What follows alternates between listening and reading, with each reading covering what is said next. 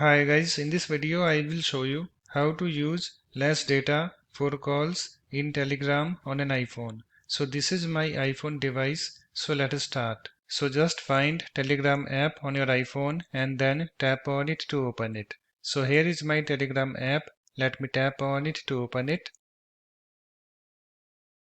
It's now opened, and after that just come to this bottom menu and then tap on this settings and then tap on data and storage. And I have this data and storage, this screen opened, and on this screen you can see here we have this use less data for calls, this option. Using less data may improve your experience on bad networks but will slightly decrease audio quality. So to use less data for calls you have to enable this option. Okay, so to enable it you have to enable this toggle button next to it. So to enable this toggle button, just tap on it so that this slider moves to the right. So let me show you. Let me tap on it. And you can see guys, it's now enabled. So it's now done. After that, you can go back to your chat screen. So let me go to that.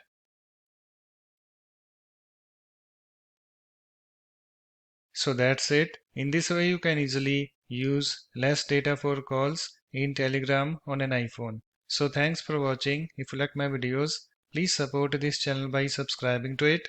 Thanks. Bye bye.